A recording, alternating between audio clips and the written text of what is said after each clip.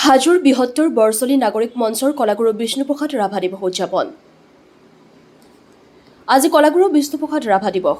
কলাগুৰু বিষ্ণুপ্ৰসাদ ৰাভাদেৱৰ ৫৭ সংখ্যক মৃত্যু দিৱসটোক হাজোৰ বৃহত্তৰ বৰছলি নাগৰিক মঞ্চই ব্যতিক্ৰমীৰূপে উদযাপন কৰিলে এইবেলি। কলাগুৰুজনৰ গীত, মাত, নৃত্যৰে উদুলি মুদুলি পৰিৱেশ হাজোৰ অতি ভিতৰুৱা সংখ্যালঘু অধ্যুষিত বৰছলি অঞ্চলত। ৰাভা দিৱসত অংশ ল'লে বিধায়ক প্ৰকাশ চন্দ্ৰ দাসে। বিধায়কগৰাকীক বাগৰুম্বা নৃত্যৰে আদৰি আনিলে উদ্যোক্তা সমিতিয়ে। এই অনুষ্ঠানত বিশিষ্ট অতিথি হিচাপে উপস্থিত থাকে নৃপেন্দ্ৰ কুমাৰ ভাগৱতী কলাগুৰু বিষ্ণুপ্ৰসাদ ৰাভাৰ জীৱন দৰ্শনৰ ওপৰত সাৱলীল বক্তব্য দাঙি ধৰে। অনুষ্ঠানত জনপ্ৰিয় গায়ক নেকিবে অংশগ্ৰহণ কৰি জীপাল কৰি তোলে। হাজোৰ পৰা কমলাকান্ত দাসৰ ৰিপৰ্ট AIN লাইভ। সৈনিক শিল্পী কলাগুৰু বিষ্ণুপ্ৰসাদ ৰাভাদেৱৰ আজিৰ এই মৃত্যু তিথিত মই তেখেতলৈ গভীৰ শ্ৰদ্ধাঞ্জলি জনাইছোঁ আৰু আত্মাৰ মই সদ্গতি কামনা কৰিছোঁ। বৃহত্তৰ বৰছলি নাগৰিক মঞ্চৰ উদ্যোগত এই সৈনিক শিল্পী কলাগুৰু বিষ্ণুপ্ৰসাদ ৰাভাদেৱৰ আজি দিৱস পালন কৰা হৈছে। এটা নতুন চিন্তা, নতুন এটা কাৰ্যৰে যেন ইয়াত আৰম্ভ হৈছে। সকলো নতুন প্ৰজন্মৰ যুৱক যুৱতী ওলাই আহিছে।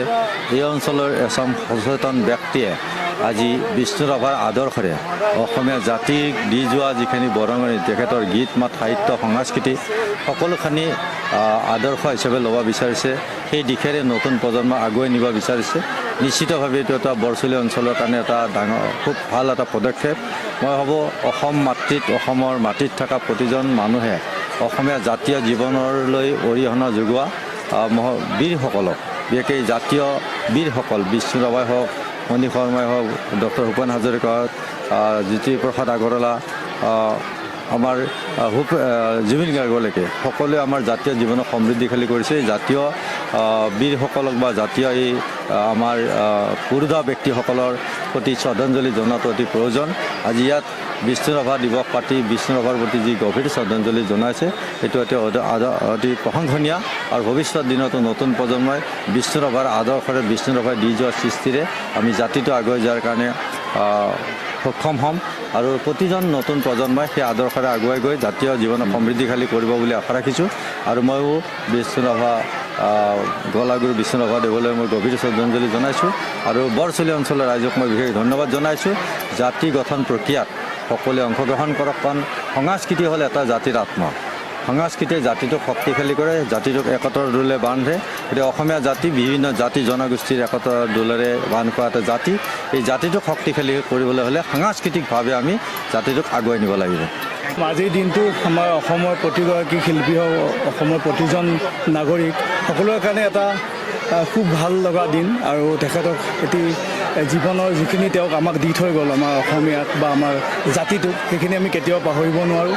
তেওঁৰ গীত মাত, তেওঁৰ নৃত্য, তেওঁৰ অভিনয়, তেওঁৰ যি পলিটিকেল যাত্ৰা, সকলোখিনি সেইখিনি আমি সকলোৱে জানো। আৰু আজি বৰছলিত এই ৰাভা দিৱস যি অনুষ্ঠান আয়োজন কৰিলে মই নিজে আচৰিত। আৰু এয়া সম্ভৱ হৈ পৰিছে আমাৰ মাননীয় বিধায়ক ডাঙৰীয়া প্ৰকাশ চন্দ্ৰ দাস ডাঙৰীয়াৰ কাৰণে।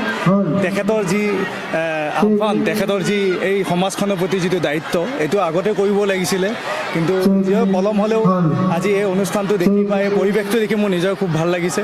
আৰু তেখেতসকলৰ আমন্ত্ৰণত মই ইয়ালৈ আহিছোঁ আৰু কিছু সময়ৰ পিছত কিছু ৰাভা দিৱসৰ গীত এটি মই গীত গাম বুলি ভাবিছোঁ। নিশ্চয়, মই একচুৱেলি কালি এটা ৰেকৰ্ড কৰিছিলোঁ ডক্টৰ ভূপেন হাজৰিকাদেৱে গোৱা আৰু বিষ্ণু ৰাভাৰ এটি গীত, তাকে গাব চেষ্টাহে কৰিছোঁ। ক'ৰবাত ভুল হ'ব পাৰে, যাতে ক্ষমা কৰি দিওঁ। অ' কাষতে কলচীলৈ যায় ৰচকিবাই, কাষতে কলচীলৈ যায় ৰচকিবাই, সপোনৰ সুফুৰা চকু জুৰি লৈ, সপোনৰ সুফুৰা চকু জুৰি লৈ, মৰমীয়া ভৰাই ৰচকিবাই, যায় ৰচকিবাই। ধন্যবাদ। জয় অসম। বহুত ভাল লাগিছে। আমি বহুত ভাল অনুভৱ কৰিছোঁ যে আমাৰ বৰ্তমানৰ যিজন নৱ প্ৰজন্মৰ হাৰ্টথ্ৰব বুলি কওঁ আমি, মানে আমাৰ হাজো শুৱালকুছি সমষ্টিৰ উদয়মান যুৱক, প্ৰাক্তন ছাত্ৰ নেতা মাননীয় প্ৰকাশ চন্দ্ৰ দাসদেৱৰ প্ৰত্যক্ষ হস্তক্ষেপত আজি এই অনুষ্ঠানটো অনুষ্ঠিত হৈছে। আয়োজন কৰিছোঁ আমি ইয়াত ৰাতিপুৱাৰ ভাগত আমি পতাকা উত্তোলন কৰিছোঁ, আমাৰ ৰাভাদেৱৰ মাল্যৰ্পণ কৰিছোঁ আৰু কবিতা আবৃত্তি, চিত্ৰাংকন প্ৰতিযোগিতা আৰু ৰাভা সংগীত প্ৰতিযোগিতা, নৃত্য প্ৰতিযোগিতা আমি অনুষ্ঠিত কৰিছোঁ। এইটো এতিয়া হ'ব মুকলি সভা। মুকলি সভাৰ পিছত তৃতীয় লানি আছে আমাৰ সাংস্কৃতিক অনুষ্ঠান।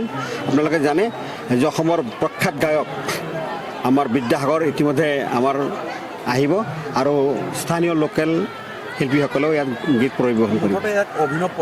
অভিনৱ পদক্ষেপ আমি ভাবিছোঁ যে আমাৰ যিখিনি উঠি অহা প্ৰজন্মক আমি এটা বস্তু আহ্বান জনাব বিচাৰিছোঁ যে আপোনালোকে আহক, আমি আৰু মিয়াকৈ আমি আৰু মানে হাঁহিয়াতৰ পাত্ৰ নহওঁ।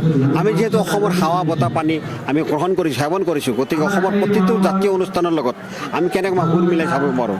ইয়াৰ পিছত আমি আশা ৰাখিছোঁ ইয়াৰ পিছত জ্যোতি দিৱস আমাৰ মানে জুবিন গাৰ্গৰ অনুষ্ঠান বা আমাৰ ভূপেন হাজৰিকাৰ যিবোৰ অনুষ্ঠান আছে আমি অনুষ্ঠিত কৰিম, পাতিম আমি।